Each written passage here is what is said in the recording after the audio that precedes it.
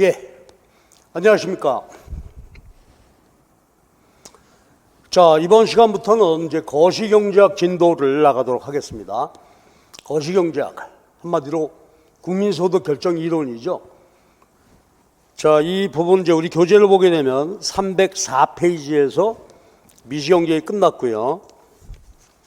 한 2장 넘기게 되면 이제 파트 2, 거시경제학 원론 이렇게 돼 있죠.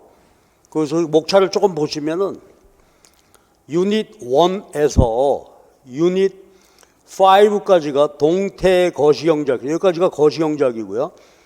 유닛 6에서 이제 국제경제학으로 넘어가게 되겠어요.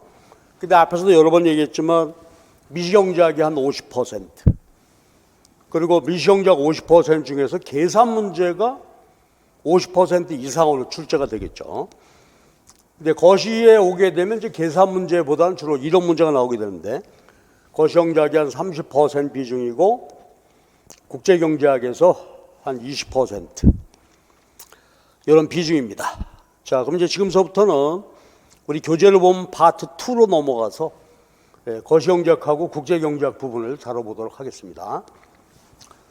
자, 그런데 뭐 미시경제학하고 완전히 다르죠. 거시경제학에서 다루고자 하는 주제는, 미시경제학은 이제 개별 시장, 개별 소비자, 개별 생산자, 그리고 후생경제학, 또 생산물 시장, 요소 시장, 이렇게 개별 주제들이 쭉 이어지게 됐는데, 그래서 마이크로라는 말을 붙이죠. 마이크로, 미세한 분석이다. 개별 경제 주체, 개별 시장인데, 거시경제학은 이제 영어로 매크로 이코노믹스 그러죠.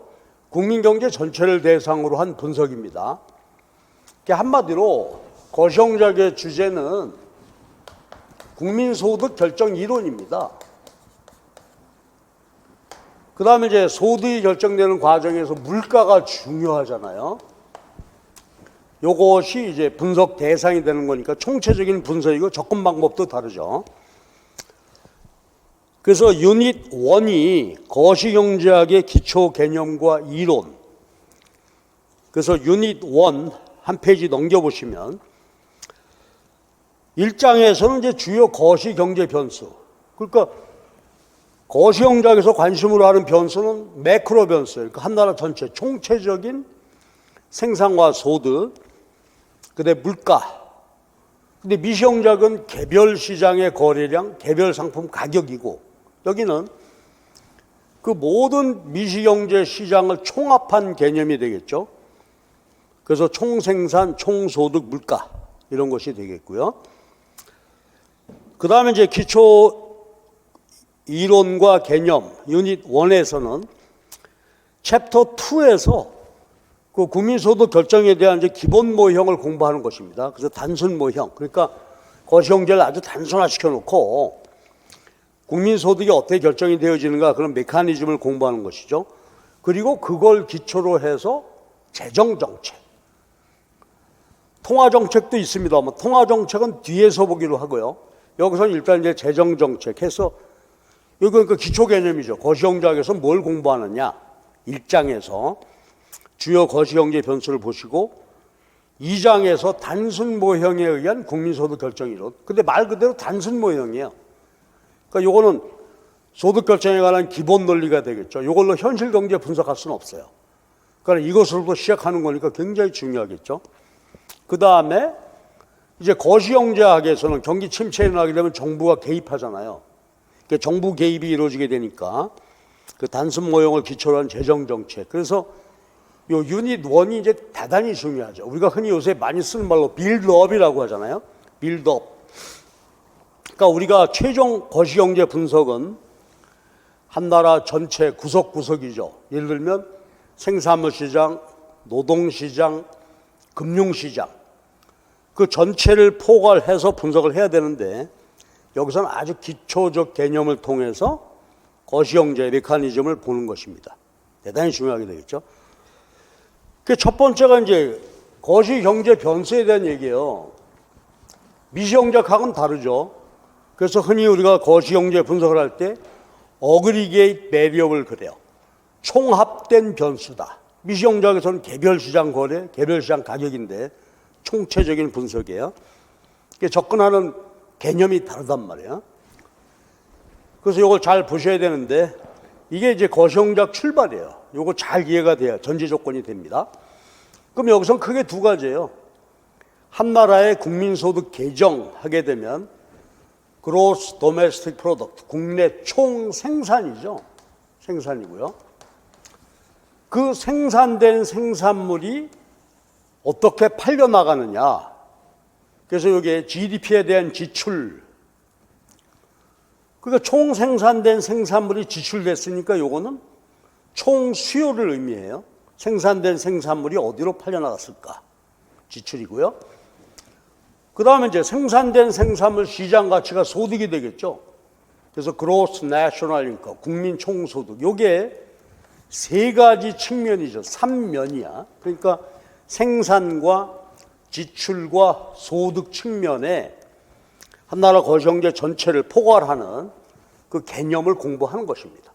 그리고 그 한 나라 전체 생산과 요 지출에 의해서 물가가 결정이 되니까 이런 기본 변수를 보게 됩니다. 근데 여기는 이제 대개 여러분들 느낌도 있고 감도 있고 하니까 빨리 한번 쭉 정리를 해놓고 가면 되는데, 여기를 뭐 크게 이론적으로 복잡한 것은 아니고요. 거시경제에서 다루고자 하는 변수 자체에 대한 이해이니까 쭉쭉 한번 정리를 해보도록 하겠습니다. 그럼 일장 주요 거시경제 변수 시작을 하는데, 출발은 한 나라의 총생산, 그 다음에 총소득, 그 다음에 National Wealth, 국부라고 하는 개념. 이걸 좀 봐야 되겠어요. 그러면 총생산은 아까 봤을 때 GDP예요. 총소득은 국민 총소득 이렇게 됩니다. 그럼 여기 아까 국민소득 개정 그랬는데 국내 총생산, 총생산에 대한 지출, 국민 총소득 세 가지 측면이라고 그랬죠. 생산 측면, 지출 측면, 소득 측면. 이것의 관계인데 우선 말이죠. 한 나라의 총생산과 총소득의 관계. 한 나라 총생산하고 총소득은 기본적으로 아이덴티티 같다 이거야. 그럼 이제 이런 기호는 경제학에서 처음 나왔죠. 거시경제에서 나오게 되는데 우리가 흔히 A equal B, equality죠. 같다는 거예요. A 요거 세 개 치게 되면 요걸 아이덴티티 그래요. 요건 등식, 요거는 항등식. 그러니까 어떤 변수를 A equal B 해놓으면은 현재는 같은데 달라질 수도 있을 때 이런 개념이고요. 요거 세 개 해놓고 나오게 되면 항상 등식이야. 언제나 같다 하는 것을 표시해 주죠.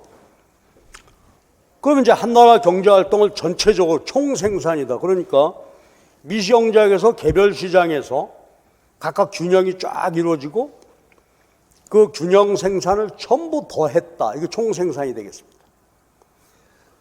그리고 이제 소득이 되는데 이 관계를 한번 보시죠. 그러면 올해 우리가 2023년도인데 23년도 국내 모든 경제 주체들이 나름대로 생산 활동에 참가해서 뭔가를 생산했죠. 누구는 반도체 했고, 누구는 쌀농사 지었고, 누구는 영화 찍었고, 저처럼 강의했고, 그 생산된 거를 전부 합친 것이 소득이다 이거예요. 자, 이 개념은 쉽게 이해할 수 있겠죠. 생산된 생산물이 있어요. 이 생산물이 시장에서 아까 우리가 지출, 그러니까 말하자면 누군가가 샀겠죠. 수요란 말이에요. 한 나라의 총생산을 누군가에게 팔았어요. 누군가가 샀어요. 그럼 이게 매출이 발생을 하겠죠. 그럼 이 매출은 어떻게 될까? 이 생산 과정에 참가한 세 가지 요소가 있었죠. 노동과 자본, 부동산 임대. 이 세 경제 주체들에게 이분들이 참가해서 뭔가를 생산했고 시장에 내다 팔았고 그 매출액이 이분들에게 소득이 되겠죠. 그러니까 총 생산물의 시장 가치가 그대로 한 나라 전체 소득이 되는데 이 소득은 근로자의 근로소득, 자본가의 이자 소득, 여러 가지 부동산 제공한 사람들의 지대 소득으로 이제 분배가 된단 말이에요. 그러니까 생산물의 시장 가치는 반드시 한 나라 전체 소득이 되는 것입니다. 근데 여기서 이제 한 가지 중요한 사실 기억해야 할 게 있어요. 2003년 한 해 동안에 열심히 생산했어. 근데 재고가 있을 수 있죠. 안 팔렸다. 그럼 창고에 쌓여 있는데 매출이 이루어진 게 아니니까 분배되지 않지 않았을 거냐. 그렇죠. 그런데 재고는 기업의 소득으로 간주한다. 기업의 미실현 소득으로 간주해요. 그 올해 생산됐는데 안 팔려서 내년에 팔렸다. 그럼 내년에 팔렸으니까 이건 내년의 GDP냐? 그게 아니고 올해 생산된 거는 무조건 재고도 올해 미실현 소득으로 간주해서 총소득이 된다. 이해가 되죠? 현대자동차가 만약에 1억 원어치 자동차 재고로 쌓여 있다. 그러면 올해 그 생산비는 다 지출이 됐겠죠? 근로자 임금, 뭐 이자. 그러니까 내년에 팔리기만 하면 다 소득이 되는 거예요. 그러니까 올해 기업의 미실현 소득으로 간주한다. 재고는 올해 23년도 생산과 소득으로 포함이 됩니다. 생산물의 시장 가치가 그대로 소득이다. 이게 아주 중요한 개념이 되겠고요. 항상 같은 것입니다. 그 다음에 아주 중요한 거시경제 공부할 때 개념이 하나가 있는데요. 총 생산된 생산물 시장에서 거래가 됐고 국민에게 분배가 되면 총소득이 되는데 이건 항상 아이덴티티예요. 같아요. 이거하고 내셔널 웰스, 국부라는 개념이 있습니다. 이거 한번 이해해보자 이거죠. 그러면 총생산, 총소득은 23년도 유량이죠. 1년 동안에 그러니까 이 변수는 유량 변수란 말이에요. 그런데 국부는 부의 웰스인데 뭐예요? 내셔널 웰스니까 우리나라 전체가 갖고 있는 국부다 이렇게 보면 되겠죠. 요거는 스톡입니다. 저량이라고 하죠. 그러니까 요거는 특정 시점에서 의미가 있는 거예요. 그러니까 지금이 벌써 3월 3월 중순이 지나가서 가고 있는데 2023년도 예를 들어서 3월 1일 날 우리나라 안에 존재하고 있는 웰스, 부다 이거예요. 국부. 그러면 생산과 소득은 시그마 개인 소득이에요. 우리 국민들의 모든 소득을 전부 더하면 총소득이 되는데 이건 달라요. 개인의 부를 현재 시점에서 전부 더한 게 국부가 되는 것은 아니다 이거야. 따로 정의가 돼야 돼요. 국부는 뭐냐면 3월 1일 날 우리나라 경제가 보유하고 있는 자본과 토지 등 자연의 총량입니다. 그러니까 한마디로 우리가 생산 요소가 노동이다 그러면 노동은 물적 생산 요소고 인적 요소고 이건 물적 요소죠. 그럼 지금 현재 우리나라가 보유하고 있는 3월 1일 날 보유하고 있는 물적 생산 요소 부존량 이게 국부단 말이에요. 우리나라가 지금 현재 가지고 있는 자본, 가지고 있는 자연자원, 부동산 등등 이런 것들이다. 국부예요. 그러면 이 생산하고 국부하고 어떤 관계가 있을까? 이게 대단히 중요한 관계인데요. 자, 저쪽으로 갈게요. 거기 그림이 아주 핵심적으로 중요한 그림이 되는데 이거 한번 보시죠. 생산과 국부의 관계인데 이렇게 한번 보세요. 2023년도에 존재하는 노동과 자본, 그리고 자연자원, 부동산 합. 그러니까 요거는 인적 요소, 물적 요소. 요걸 우리가 국부라고 했죠. 그러면 우리가 지금 현재 가지고 있는 생산 요소를 투입해서 뭔가를 만들죠.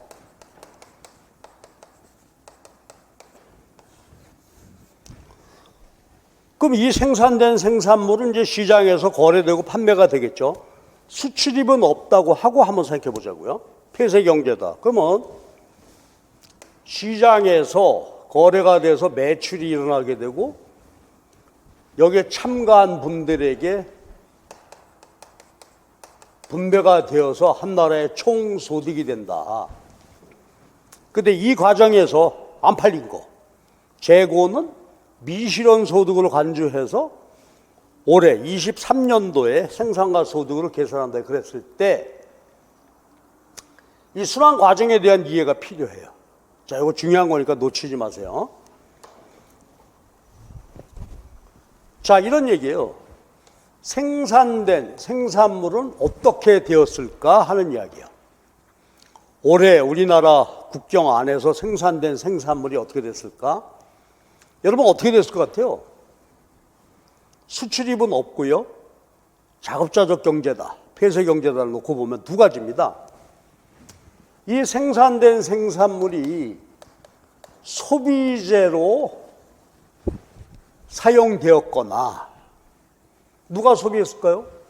그렇죠. 우리나라 인구가 소비했겠죠. 아니면 남아있거나 소비하지 않은 나머지 전체 남아있는 거죠. 그러면 이걸 우리는 투자라고 합니다. 그러면 생산된 생산물은 둘로 구분이 되는 거죠. 소비재와 투자재. 근데 투자자의 개념은 뭐냐? 소비하지 않고 남아있는 거예요. 그럼 이게 중요하단 말이야. 그러면 왜 남아있을까?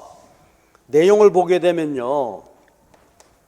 대체 투자되느라고 남아있고 신투자.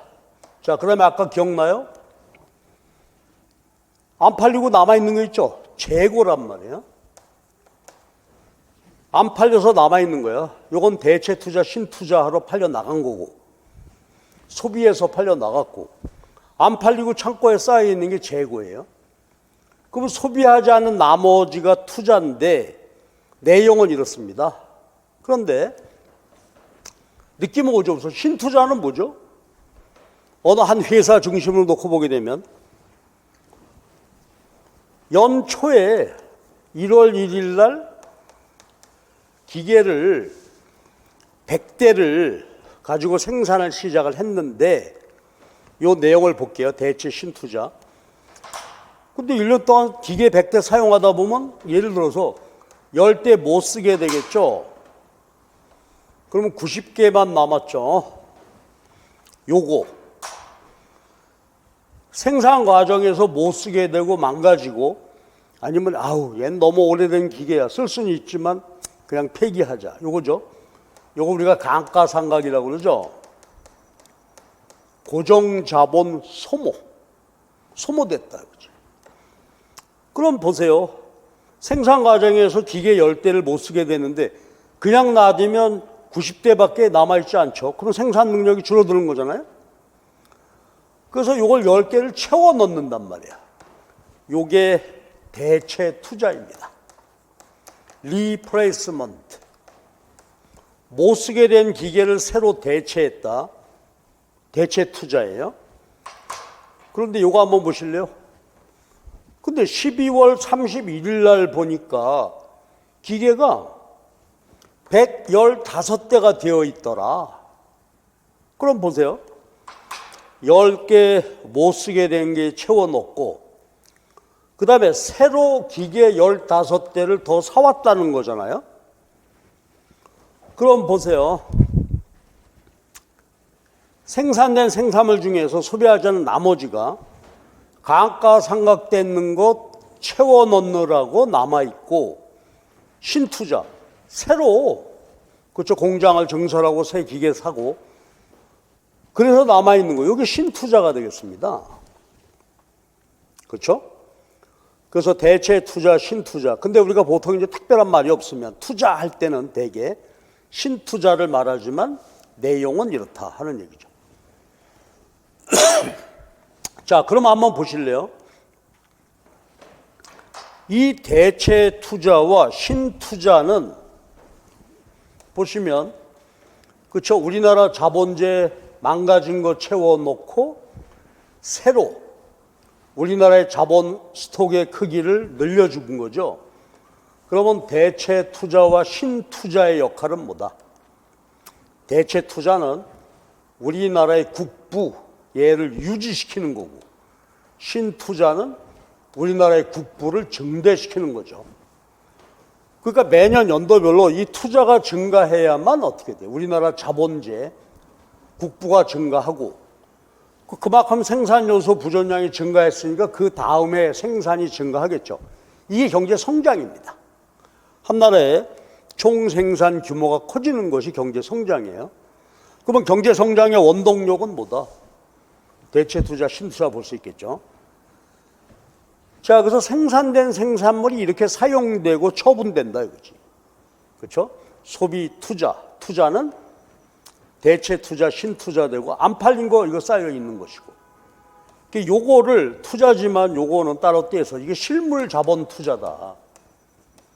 실제로 자본 스톡을 유지 증대시켜주는 역할을 하는 것이고 안 팔린 거고. 자, 이렇게 됐지. 그 다음에 중요한 게 소득 측면의 이야기예요. 보세요. 생산물의 시장 가치가 소득인데 그러면 이 소득은 어떻게 됐을까 하는 이야기예요. 이거 너무 중요한 겁니다. 그러면 소득은 우리 한번 생각해 보자면 내 호주머니에 돈이 생겼다. 그럼 이 소득 어떻게 했을까요? 그렇죠. 소비로 지출하든지 소비하지 않은 나머지가 저축이 되겠죠. 자, 그럼 보세요. 소비재 시장 가치하고 소비 지출액은 항등 반드시 같겠죠.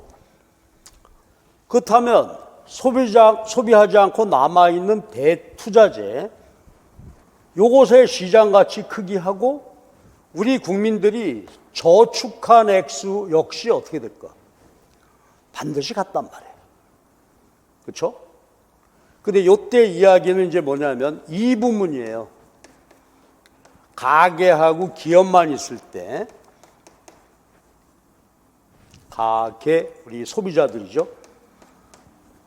두 경제 주체만 있을 때 이렇게 이해가 되는 거죠. 그러면 두 부분만 있다고 할 때 소득은 소비하고 저축되고 그다음에 투자재 시장 가치하고 저축액은 반드시 일치해.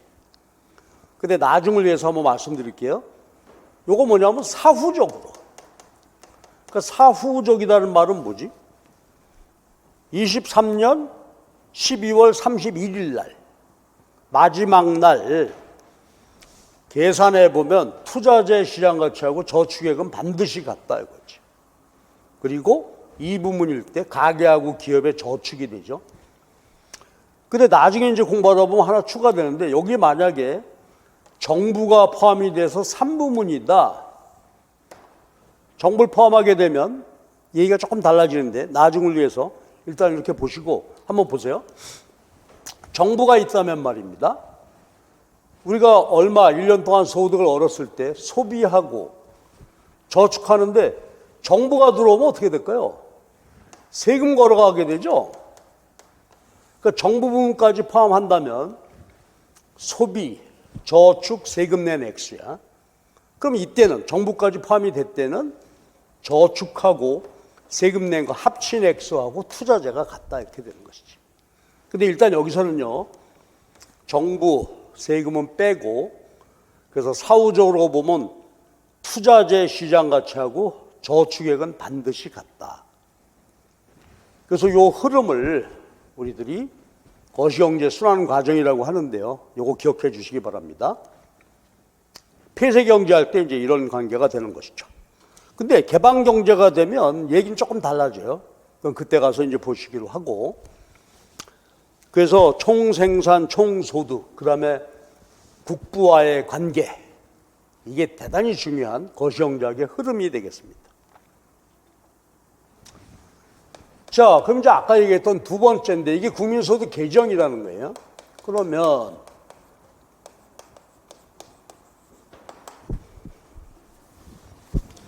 거시경제, 국민경제 활동이라고 하는 거 보면은 우리나라의 국부와 노동이 결합해서 뭔가를 생산하고 그 생산된 생산물은 누군가가 사갔죠. 지출이 이루어지게 되고 요거를 국산품에 대한 총 수요, 어그리게이트 디맨드 또는 어그리게이트 익스펜디처 AE 표기하고요. 그 다음에 지출된 것이 분배가 되니까 한 나라의 국민 총소득이 된다. 이걸 우리가 국민소득 개정이라고 그래요. 그럼 아까 얘기했듯이 이건 생산 측면, 이건 지출 측면, 국민소득으로 분배되는 측면 이렇게 되죠. 근데 흔히 우리가 3면 등가의 법칙이라고 그래요. 생산된 생산물 지출됐을 거고 지출된 것이 분배가 이게 매출액이 되고 분배가 되니까 3면 등가. 기본적으로 보면 생산, 지출 거래된 거 우리들의 총소득의 크기는 반드시 같다. 3면 등가인데 물론 이제 약간의 조정항은 필요해요. 꼭 같은 것은 아닌데요. 이렇게 정의가 돼요. 그럼 이제 한 나라 거시경제를 활동할 때 세 가지 측면으로 파악하겠다는 거 아니에요? 생산, 지출, 분배, 소득 측면인데 근데 우리가 맨날 보듯이 뭐 성장률이 어떻고 소비, 국민소득 어쩌고저쩌고 하게 되니까 한 나라 거시경제 전체를 대상으로 해서 통계를 작성해야 될 거 아니겠어요? 근데 이게 나라마다 기준이 다르면 안 되겠죠. 그래서 유엔에 가입한 나라라면은 다 동일한 방식으로 거시경제 활동을 통계로서 작성하게 됩니다. 근데 유엔에서 정한 거예요. 한 나라 생산 활동은 GDP라는 개념으로 통계 작성해서 통계를 작성 발표해라 하는 얘기고요. 지출 측면, 소득 측면, 그러니까 유엔의 SNA라는 거예요. Social National Account 해가지고 사회 개정 체계 그래요. 그러니까 유엔에 가입한 나라들은 딱 공통적인 통계 작성 방법에 의해서 생산활동, 지출, 소득을 통계 작성하게 됩니다. 그럼 이제 우리는 이 내용을 잘 이해가 돼야 되겠죠. 한 나라의 경제활동 크게 보면 세 가지 측면인데 그래서 우리는 국민소득 개정에서는 요거를 하나하나를 잘 이해가 돼야 돼요. 그러면 가장 기본이 되는 출발은 GDP입니다. 총 생산 활동으로부터 생산된 생산을 팔려나가고 그것이 우리나라의 국민 소득을 형성하고 하게 되니까 GDP가 그래서 요거를 잘 정리해야 돼요. 영어로 읽어볼게요. Gross Domestic Product. 도메스틱이니까 국내, 국경 중심입니다. 우리 국경 안에서 생산된 총 가치다 이거지. 그래서 국내 총 생산. 요것입니다. 요걸 잘 정리가 돼야 돼요. 그러면 거기 제가 한 줄로 요약해놨어. 한번 보실래요? 312페이지에 뭐라고 되어 있냐면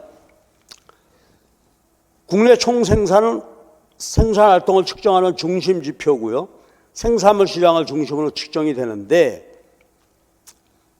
첫 번째 정의했어요. 그러면 GDP가 뭐냐? 이거 하나 써놓고 가자고. 일정 기간 국내에서 생산된 최종 생산물의 시장 가치다. 요 네 개가 키워드입니다. 한번 읽어보실래요? GDP는 뭐다? 2023년 GDP 그러면 23년 유량이죠. 23년간. 그러니까 23년도에 생산된 것만 포함이 돼요. 그러니까 옛날에 중고기계라든지 아니면 옛날에 분양받은 아파트가 거래됐다든지 이런 거 포함이 안 되는 거예요. 올해 새로 신축돼서 분양된 아파트, 올해 생산된, 그 옛날에 골동품 거래되고 이런 거 포함이 안 된다 이 말이죠. 23년도에 생산된 것만. 국내, 국경이야, 국경. 국경 중심으로 해요. 그 다음에 최종 생산물이고 시장 가치다. 이거 먼저 얘기할까요? 이건 뭐냐면은 이렇게 생산해가지고 시장에서 거래가 된 거야 돼. 그러니까 자가 생산물은 포함이 안 되죠. 엄마가 칼국수 끓여줬다. 그런 거 포함이 안 된다 이거지. 그렇죠? 시장에서 거래된 것만. 하나하나를 잘 보셔야 돼요. 그래서 이제 하나씩 제가 설명드릴게요. 책에 있으면 빨리 한번 쭉 봅시다. 먼저 일정 기간이니까 유량이에요. 23년도에 생산된 것만. 과거 뭐 중고차 이런 거 포함이 안 된다 이거예요. 그 다음에 국내인데, 자, 여기서 공부거리가 있어요. 도메스틱이란 말이에요. 국경 중심이에요. 그럼 여기서 이제 우리 하나 공부할 게 있는데요. 여러분도 많이 들어보신 겁니다. GNP라는 게 있어요. 보세요.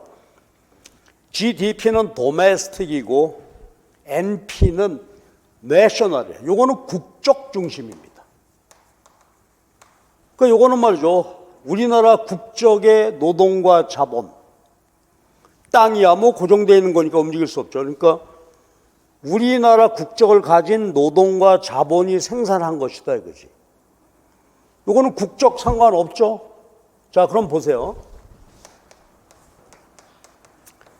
GDP는 우리 국경 중심이야. 그러면 GNP와 국적 중심에 생산하고 국경 중심하고 생산 요걸 보셔야 되는데 뭐 쉽게 볼 수 있을 것 같아요. 한번 보세요. GDP는 국경 아니야. 그러면 국외에 수치 요소 소득이 있겠죠? 국외 수치 요소 소득은 뭘까? 우리나라 국적의 노동과 자본이 외국에 가서 뭔가 생산 활동을 해가지고 수치, 벌어온 소득이다 이거지. 노동이 벌어왔으면 급료와 임금이고 자본이 벌어왔으면 이자와 이윤 그런 거겠죠. 우리 국적 요소가 외국에서 벌어온 거를 더하면 GNP가 되지. 그런데 이거 한번 보세요. 우리 국경 안에서 생산한 것 중에는 외국 국적의 요소가 생산한 것들이 있겠죠. 뭐 GM 대우나 르노 삼성 이런 것들이에요. 또 지금 보게 된 부동산 호텔 이런 것들이 외국 자본에 많이 넘어갔어요. 강남에 보게 된 빌딩 외국인 소유도 많단 말이야. 빼야 되죠. 그거는. 요거는 국외 지급 요소 소득.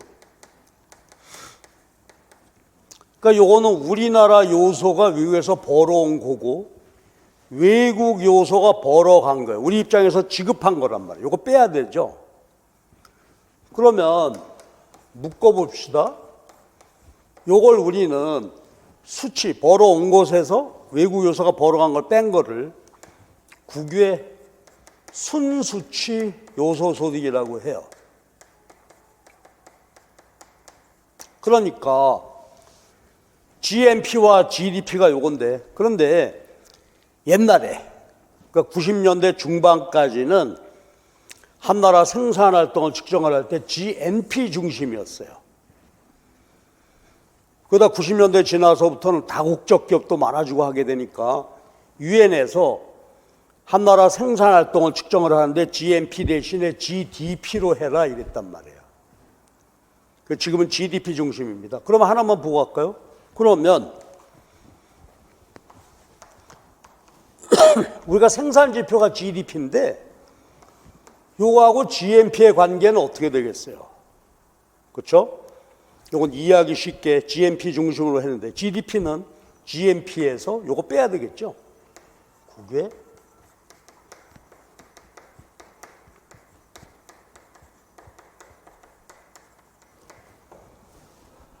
자, 그래서 GNP라는 개념하고 GDP라는 개념을 이렇게 챙겨두시기 바랍니다. 그 다음에 이제 GDP의 세 번째 정의가 최종 생산물인데, 자, 이쪽으로 갈게요.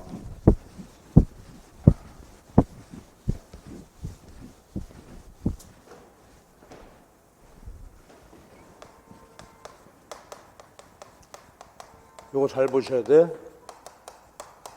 최종 생산물이라고 하는 것은 용어 하나 하고 가십니다. 총산출이라는 개념이 있어요. 공식 개정은 아닌데 개념으로 보셔야 돼요. 이건 뭐냐면 제가 써볼게요. 일정 기간 23년도 국내 우리나라 국경 안에서 생산된 모든 생산물이에요. 일정 기간 23년도 우리나라 안에서 생산된 모든 생산물 총산출을 총산출이라고 하는데, 여기서 중간 생산물이라는 게 있어요.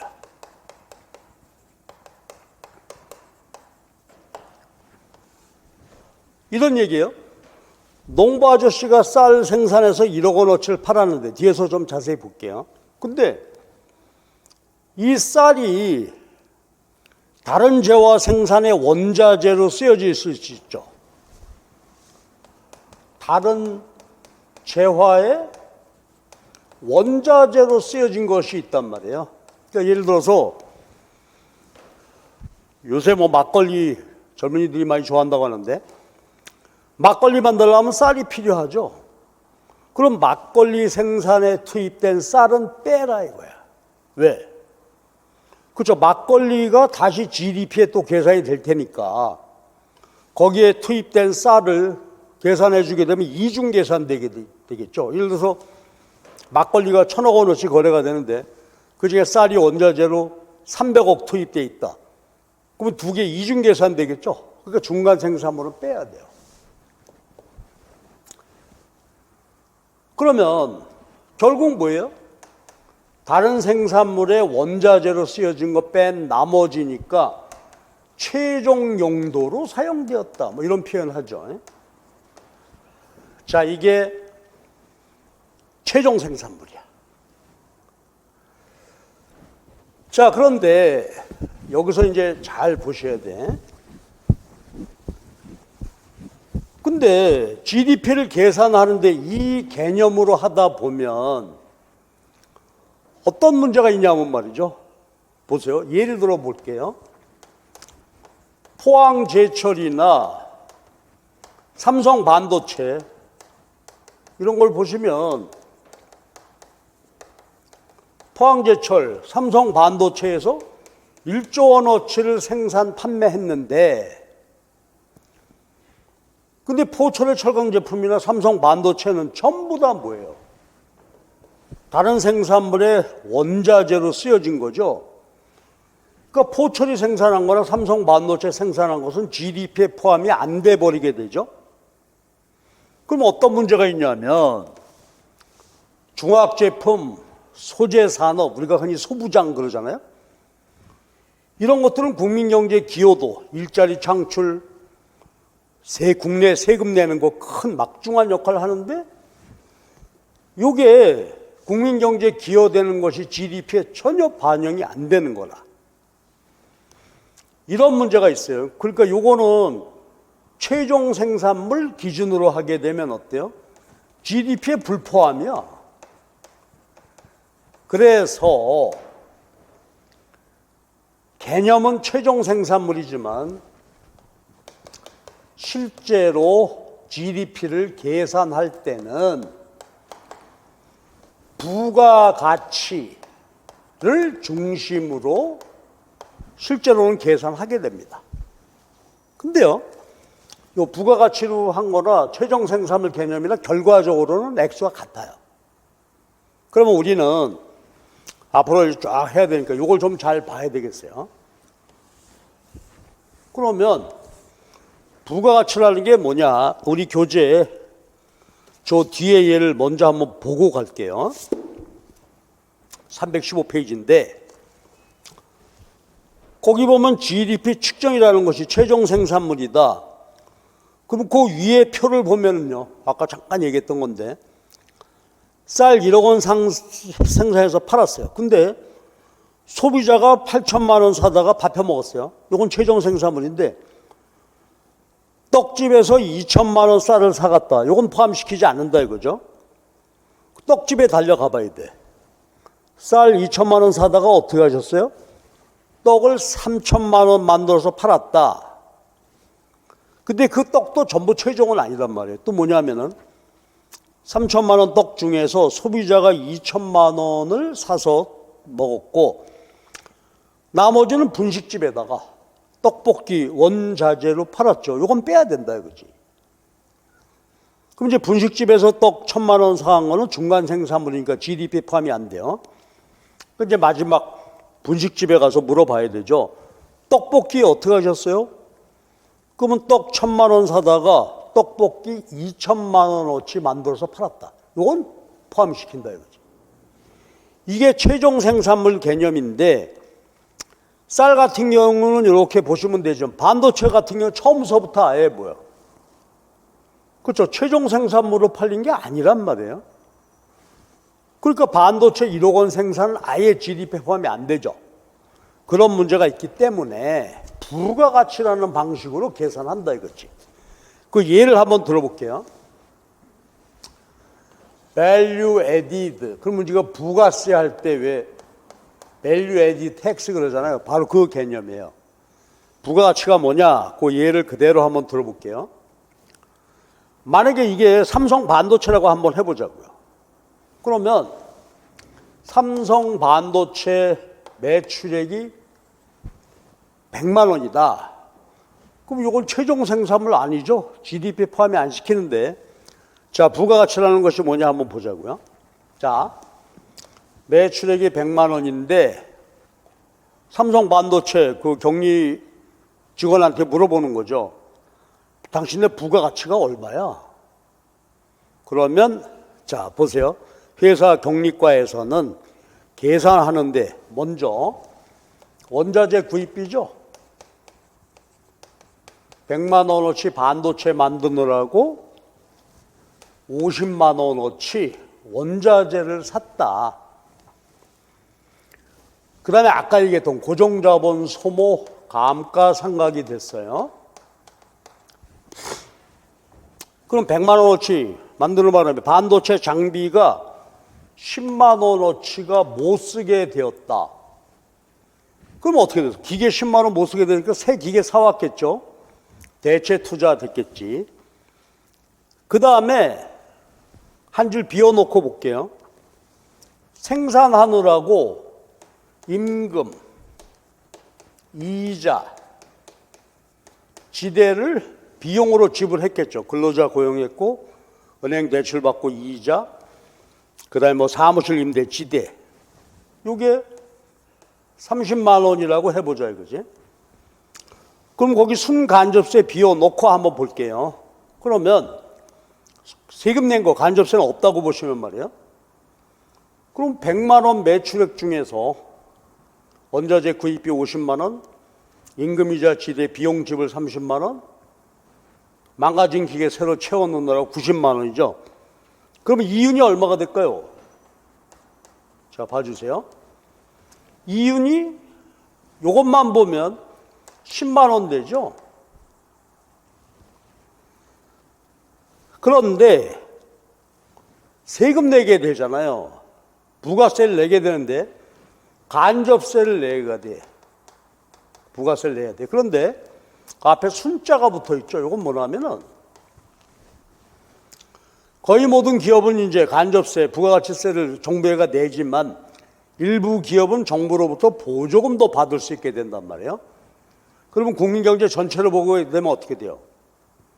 전체 대다수의 기업이 낸 간접세, 일부 기업이 받은 보조금 뺀 거를 순간접세라고 해요. 그러니까 그냥 편안하게 간접세라고 보시면 돼. 간접세 5만 원 냈다. 그럼 이제 시험 문제가 이게 없으면 이윤이 이렇게 되지만 세금이 포함 5만 원 세금 냈다고 하면 이윤이 줄겠죠. 얼마로? 그렇지? 자, 이렇게 된단 말이에요. 그럼 아주 간단하게 정의해서 부가가치라는 게 뭘까요? 질문인데요. 이 기업이 생산활동을 함으로 인해서 부가가치, 새롭게 창출한 가치가 얼마냐? 이게 부가가치야. 그럼 한번 보실래요? 새롭게 창출한 가치는 뭐가 될까요? 부가가치가. 그렇죠? 잘 보세요. 새롭게 창출한 가치, 이게 부가가치가 됐단 말이에요. 이게 value added가 되는 거예요. 그러니까 보세요. 100만 원 생산활동을 해서 세 요소 고용하고 지불했죠. 만약에 이 기업이 생산활동을 안 했더라면 요소 고용 안 했잖아요. 요 소득은 없겠죠. 또 이 기업이 없었더라면 세금 없죠.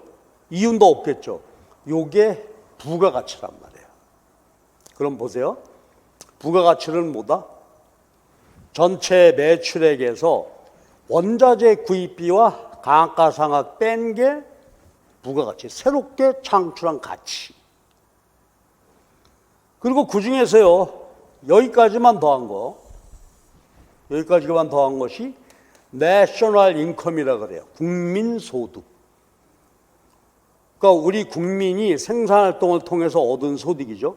임금이자 지대. 그 다음에 이유는 누구? 경영자의 보수가 되죠.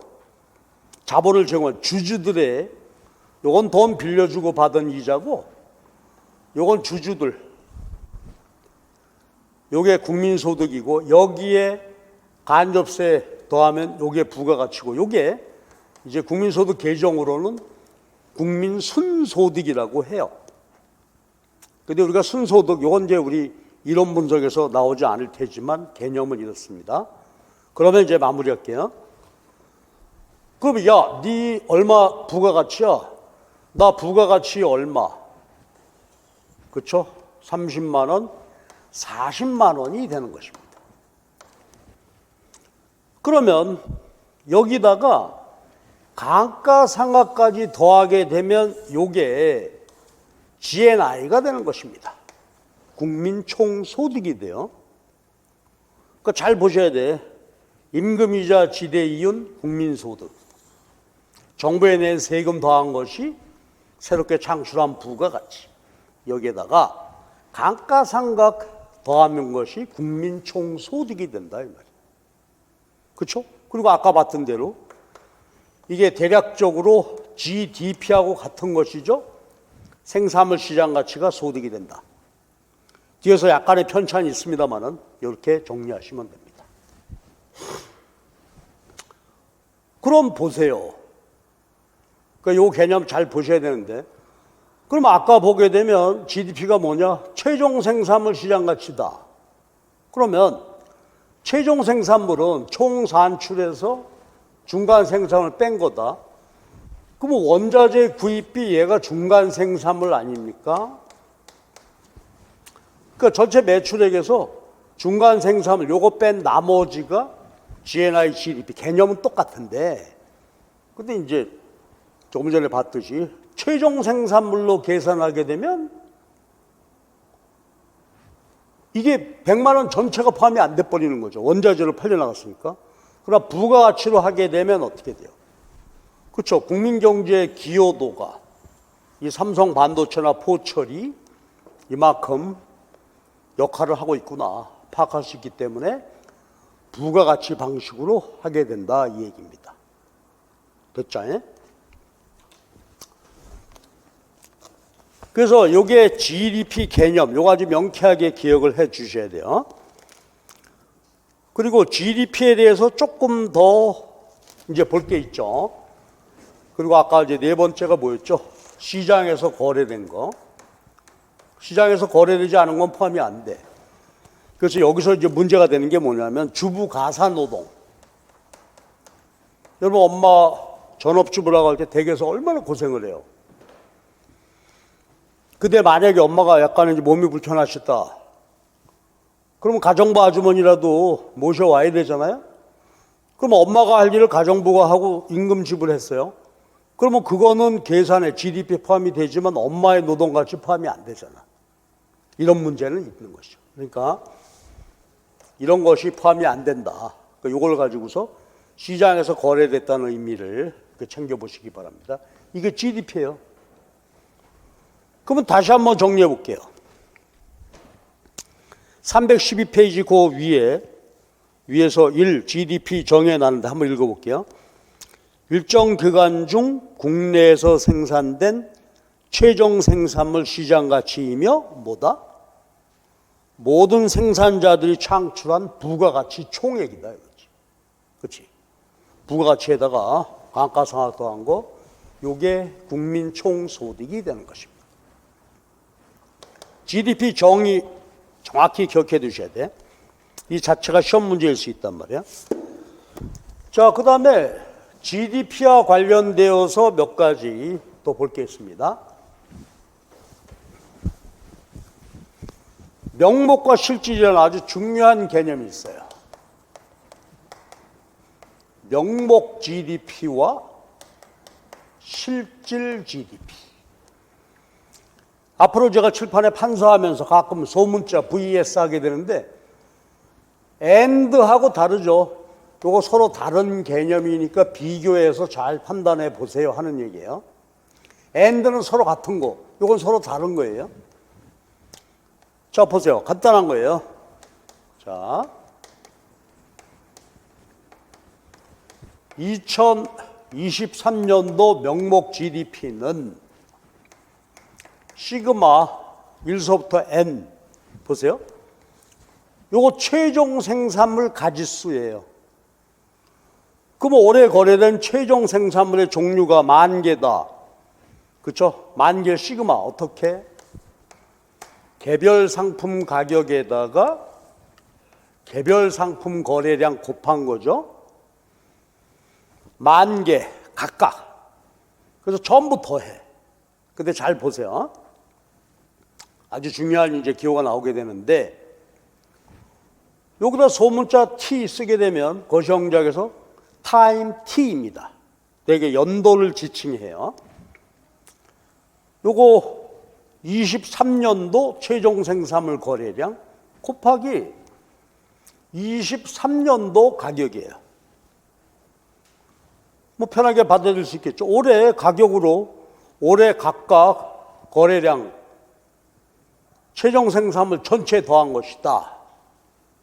그런데 실질 GDP는요. 23년 실질 GDP는 시그마 모든 최종 생산물 다 더한 거예요. PI, QI인데 거래량은 당연히 23년 거래량이겠죠. 그런데 잘 보세요. 가격이 제로 시점의 가격이야. 그럼 앞으로 공부할 때 쭉 이 기호는 쓰이게 되는데요. 여기서 T는 계산 시점이에요. 현재 시점이죠. 23년도. 제로, 이게 기준 시점이란 말이에요. 근데 이제 GDP 이런 계정을 유엔에서 정했다고 그랬잖아요. 유엔에서 정하기를 어떤 연도별 GDP를 계산을 할 때 연도별 수량 곱하기 가격인데 기준 시점의 가격으로 계산한 것을 실질 GDP로 한다 이거야. 근데 우리가 알다시피 기준 시점은 어떻게 되죠? 매 0년과 5년이 기준 시점이 돼요.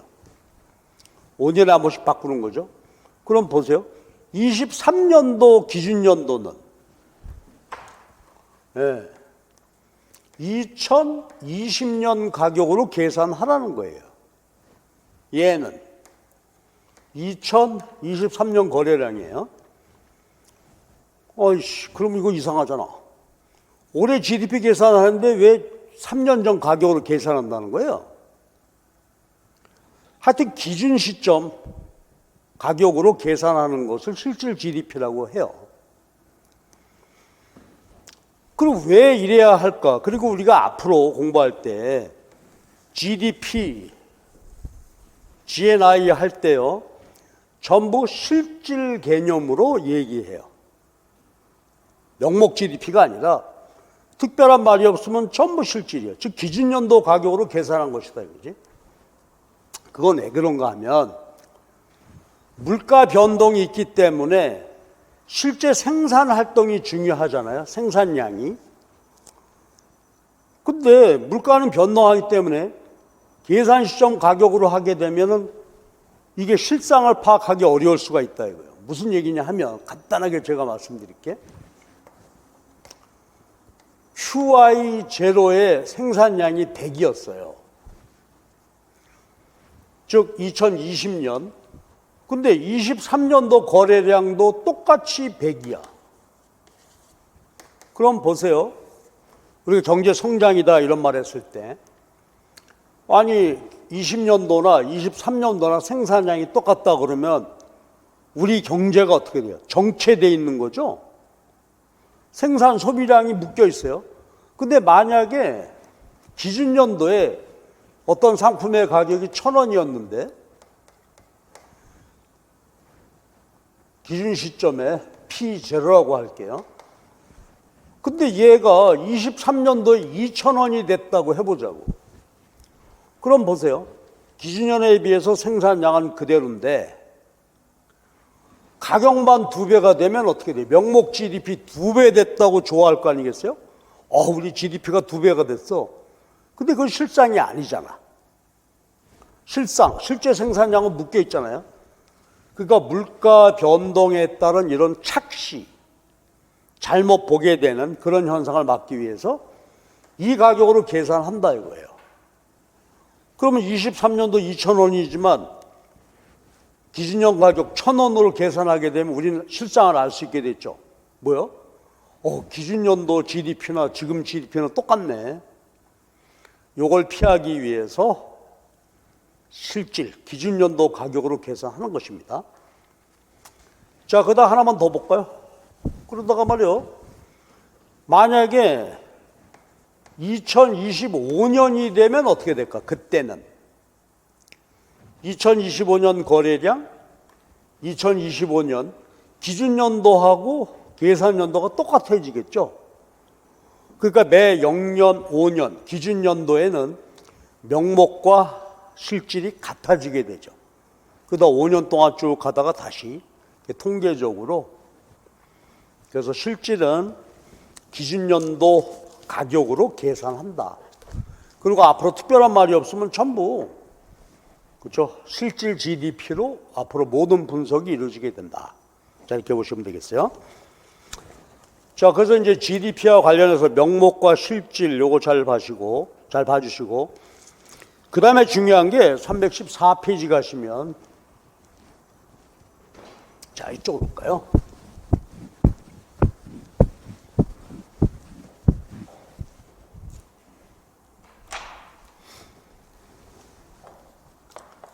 요거 아주 중요합니다. 실제 GDP와 잠재 GDP.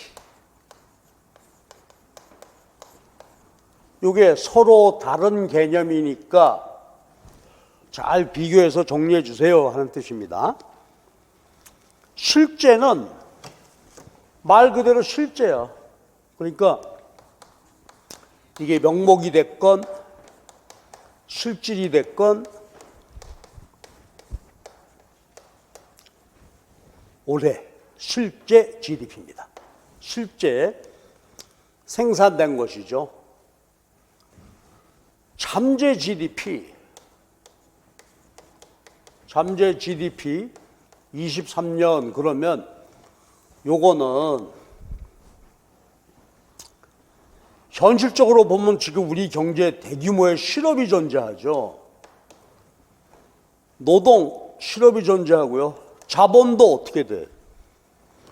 지금 보게 되면 가게 문 닫는 가게, 휴업한 가게들이 있죠. 폐업한 가게도 있고 공장도 가동 안 하고 있는 휴업과 폐업한 공장들이 있단 말이에요. 그러면 실업이 존재하니까 우리나라에 그렇죠. 모든 요소가 완전 고용되어 있다. 노동과 자본이 잘 보세요. 완전 고용되었을 때 가능했던 GDP가 잠재 GDP란 말이에요. 그럼 봐봐. 요새 뭐 전 세계 어느 나라나 완전 고용 상태가 아니죠, 지금. 노동과 자본이 실업 상태에 빠져 있단 말이에요. 그러니까 항상 명목 GDP가, 실제 GDP가 잠재 GDP보다 작은 게 일반적이겠죠. 그러면 잠재 GDP는 눈에 보이는 거 아니죠? 우리 지금 현재 모든 노동과 모든 자본이 완전 고용되었더라면 가능했던 생산. 그러니까 한마디로 우리나라의 최대 생산 능력이 되겠죠. 최대 생산 능력이고, 다른 말로 완전 고용 GDP고, 이게 나중에 뒤에 가게 되면 이게 자연 산출량이라고도 해요.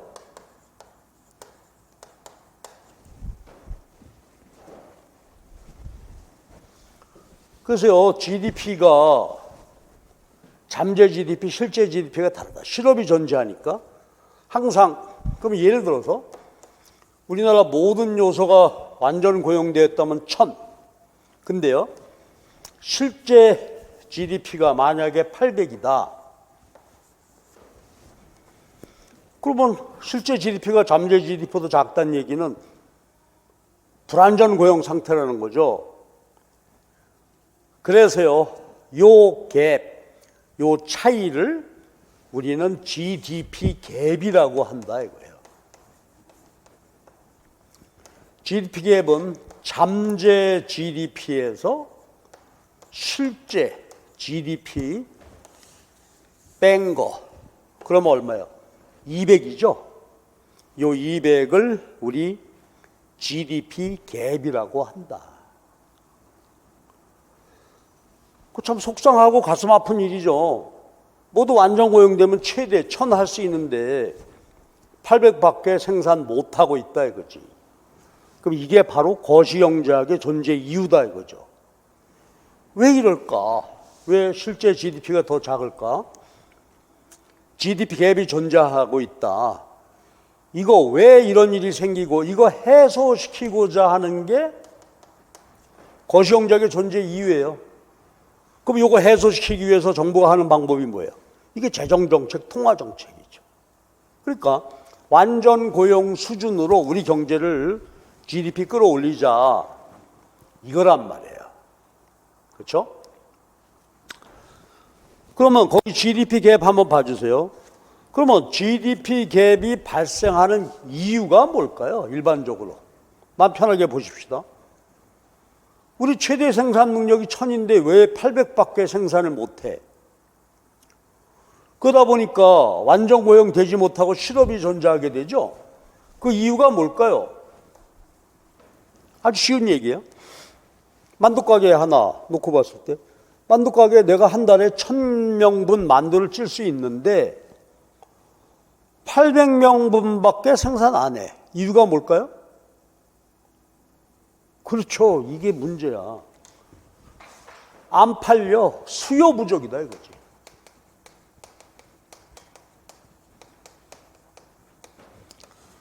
그러면 아까 우리 얘기한 대로 말이요. 그러면 재정정책의 존재 이유는 뭐다? 그렇죠. 완전 고용시켜야 돼. GDP 갭을 해소시켜야 돼. 그러려면 어떻게 돼요? 부족한 수요를 늘리면 되죠. 그 늘릴 수 있는 방법이 재정 통화 정책이다 이거지. 그러니까 거시경제학에서, 미시경제학은 그런 거 없죠. 시장 균형이 중요한데 거시경제학에서는 GDP 갭이 존재하는 게 일반적이란 말이야. 이거 해소시키는 것이 거시경제학의 존재 이유고 정부가 해야 할 일이야. 그래서 우리가 미시경제학에서 시장 실태라는 말 했죠. 그럼 이게 뭐가 될까? 거시적 시장 실패다. 시장에 맡겨두게 되면 완전 고용이 잘 이루어져서 잠재 GDP 돼야 되는데 시장에 맡겼더니 수요 부족으로 인해서 실업이 생기고 GDP가 발생하더라. 그러면 거시적 시장 실패, 실업, GDP 갭 이거 해결하기 위해서 정부가 개입한다. 그렇죠? 그래서 우리가 거시적 시장 실패하게 되면 바로 요거예요. 실업. 그래서 실제와 잠재 요 관계를 기억해 주시고 그 다음에 박스 밑에 하나 보면 오쿤의 방정식이라는 게 있어요. 이거 눈으로 한번 봐주세요. 미국의 오쿤이라는 경제학자가 1947년에서 60년대 미국 자료를 이용을 해서 분석을 해봤더니 이런 관계가 있더라. 지금도 사용하는 방정식입니다.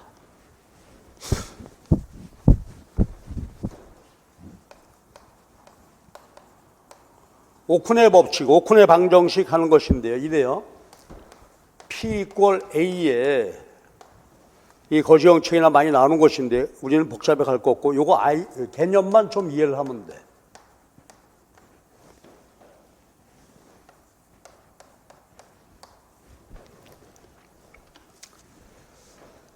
요게요. 포텐셜 GDP, 이게 잠재 GDP예요. A, actual, 실제 GDP. 1 플러스 0.032. 그거 퍼센테이지로 보면 뭘까요? 이거 0.032니까 3.2%가 되겠죠. 요게요. 우리 거시공작에서 소문자 U를 실업률로 쓰죠. 지금 현재 실업률이고 요 4. 요게 완전 고용 실업률이에요.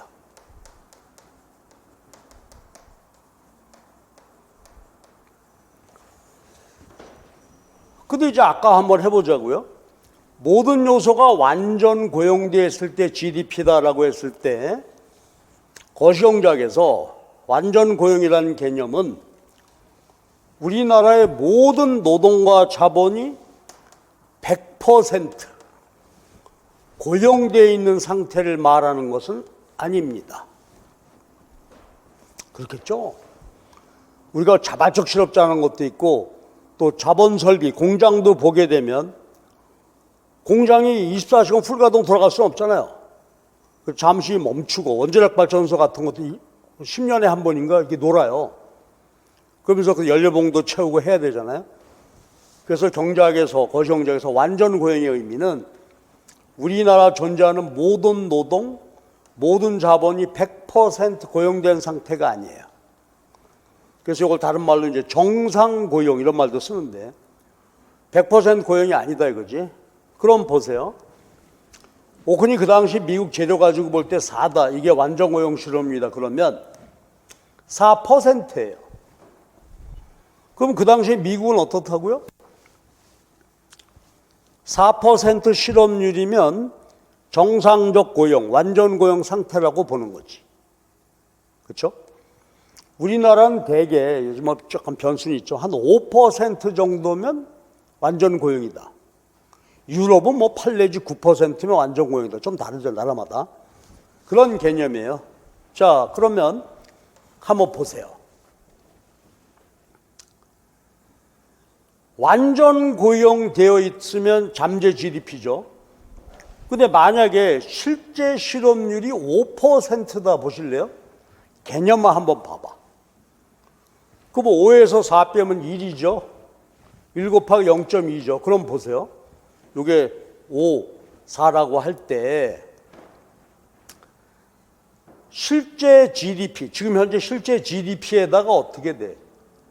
그렇죠? 1이 아니라 그렇죠? 3.2%를 더 얹어야 완전 고용 GDP가 된다. 이게 오쿤의 방정식이에요. 그럼 이런 말도 가능할까요? 한번 보세요. 이게 만약에 실제 실업률이 4였다면 어때? 4, 0.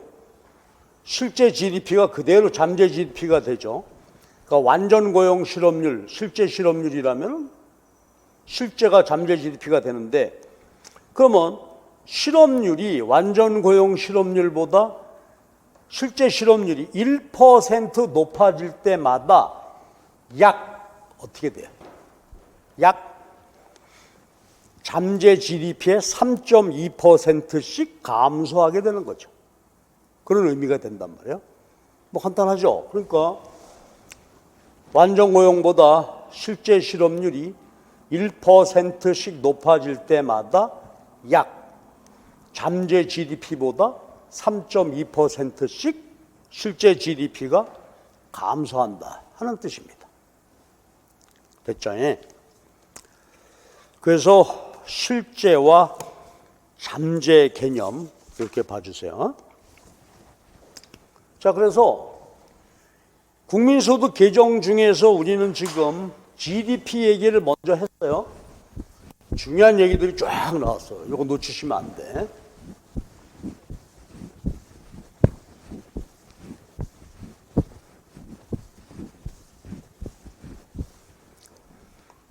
그 다음에 두 번째로 국민소득 개정 봐야 될게요.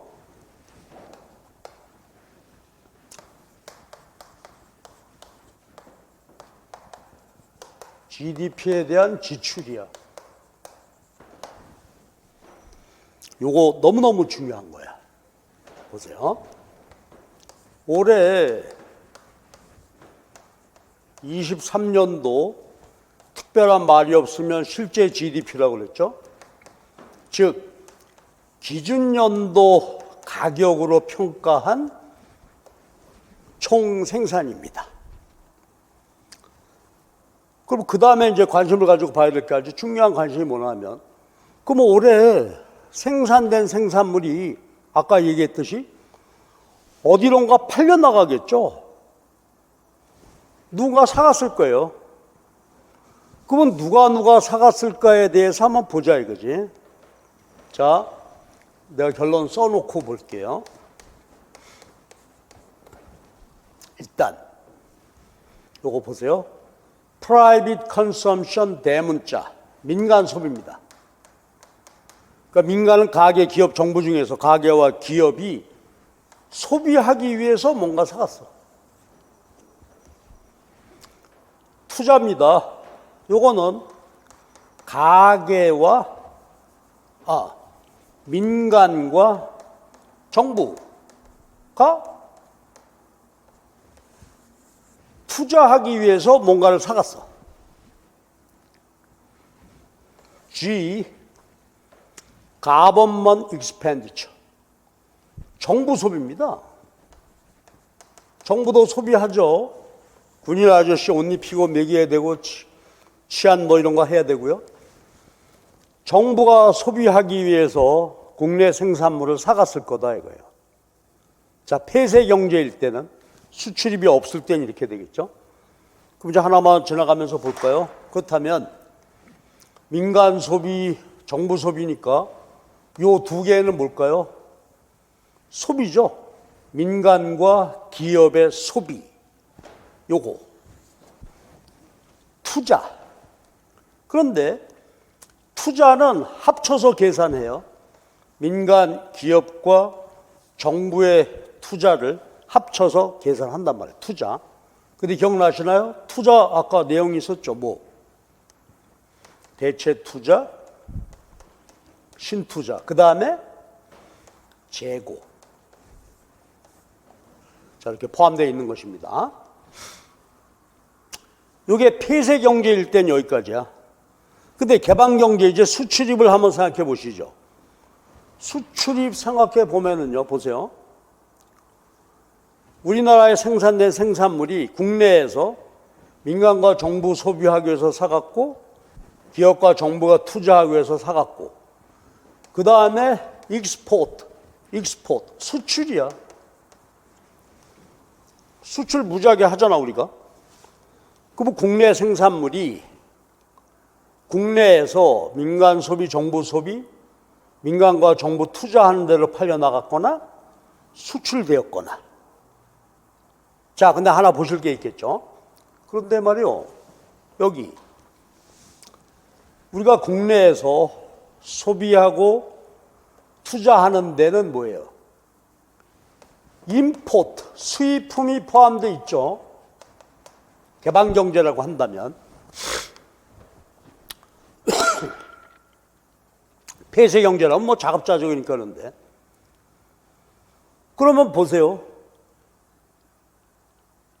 민간과 정부가 소비하고 민간과 정부가 투자한 것 중에 수입품이 포함되어 있다고? 이건 우리 국내에서 생산된 게 아니잖아. 빼야 되죠.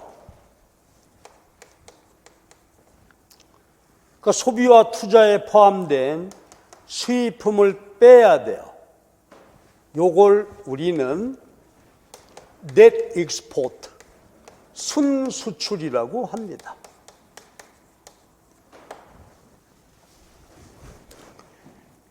간단하죠, 내용은. 그런데 이게 이제 대단히 중요한 의미다, 이거지. 그래서 생산된 생산물은 이렇게 팔려나가요. 팔려나가는데, 자, 그럼 보시죠. 그러면, 이게 어떤 의미를 갖느냐? 너무나 중요한 의미가 되죠. 이 국내 총생산을 지출 측면으로 파악해보면 요건데, 이게 바로 뭐가 될까? 그렇죠. 우리나라 생산된 국산품에 대한 총 수요. 그렇죠. 총 지출이다 이거지. 그러니까 국내 총 생산에 대한 지출의 내용이 이렇게 되는데 이게 바로 aggregate demand. 앞으로 뭐 수도 없이 쓰게 될 용어가 되겠죠. 국내 생산물에 대한 총 수요예요. 국내 생산물에 대한 지출, aggregate expenditure라고 이렇게 쓰기도 해요. 됐죠?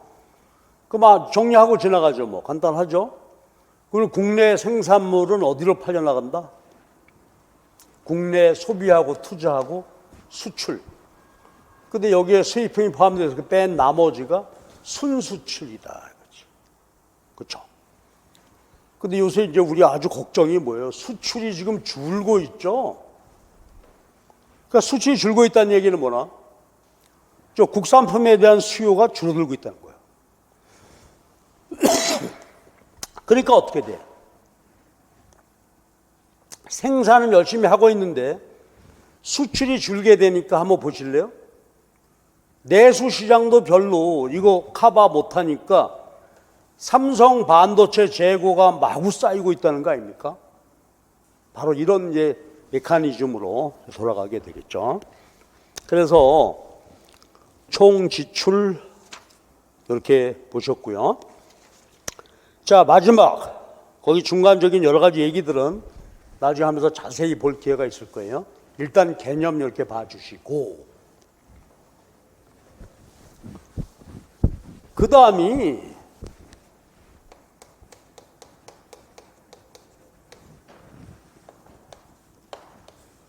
국민 총소득이에요. Gross National Income입니다. 국민 총소득이라는 개념인데 요거 볼 게 있어요. 여기 최근은 아니지만 과거에 우리 시험에서 한번 나온 적이 있었고 출제 가능성이 없지는 않으나 그렇죠? 개념은 잘 봐두셔야 되는 게 있어요. 한번 보실래요? 그러면 국민 총소득이에요. 근데 여기 아까 다 뭐였죠? 실질치로 계산한 거예요. 즉 2020년 가격으로 평가한 국민 총소득입니다. 그런데 보세요. 우리나라의 생산 중심하는 것이 도메스틱 프로덕트죠. 도메스틱 국경 아니야. 근데 GNI는 어떻게 돼요? 내셔널이죠. 그러니까 아까 우리는 일반적으로 볼 때는 생산물의 시장 가치가 소득이다 하지만 여기에 이제 조정해야 되는 개념이 들어가 있으니까 이거 한번 관심을 가지고 봐주세요. 그럼 23년도에 우리나라 국민 총소득이니까 근데 지금 우리 국적의 요소가 국내에만 있는 게 아니잖아요. 외국에도 가서 있었어요. 이런 부분이 있어요. 그러면 일단 정의해 놓고 한번 볼게요. 아이고, 미안합니다.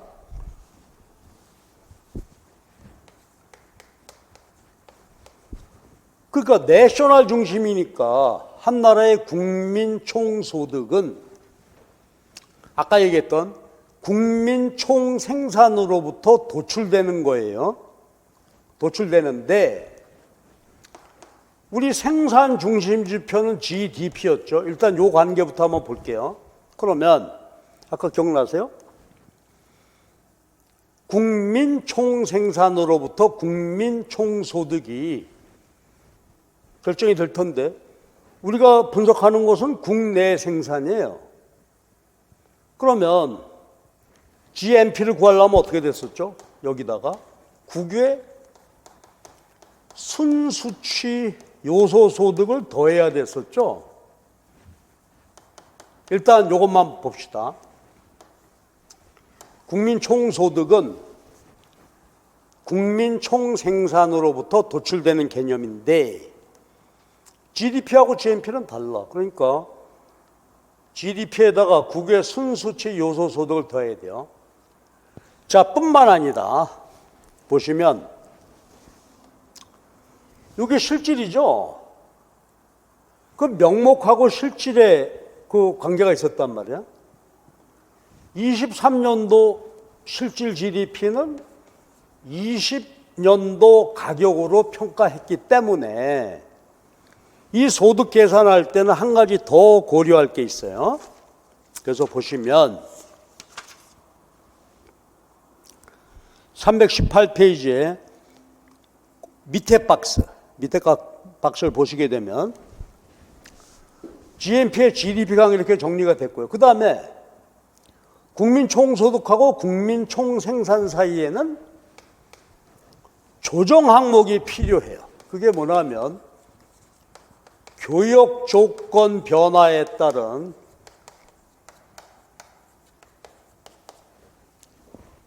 하나의 보통명 한 단어예요. 교역 조건 변화에 따른 실질 무역의 손익, 이걸 더한 것이 한 나라의 23년도에 실질 국민 총소득이 된다 이거예요. 교역 조건 변화에 따른 실질 무역 손익이라는 것을 더해야 돼. 그럼 보세요. 국민 총생산에다가 이걸 더하면 국민 총소득인데 GNP는 GDP에다가 이거 더해야 되죠. 그러면 최종 말씀입니다. 그럼 한 나라의 23년도 실질 국민소득은 뭐다? GDP 플러스 국외 순수치 요소 소득 플러스 교역 조건 변화에 따른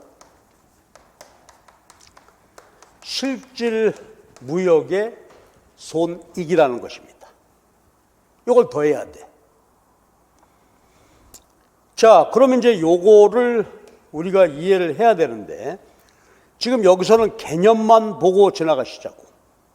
개념만 보시면 이거 이제 왜 이런 문제가 생겼냐 하면은요. 지금 현재가 23년도인데 가격을 20년도 가격으로 계산했기 때문에 우리의 국민소득이 그렇죠? 실제하고 좀 다르게 측정되는 측면이 있다. 이걸 보완하기 위한 지표입니다. 그럼 이 개념은 이래요. 교역 조건이라고 하는 것은 뭐냐 하면은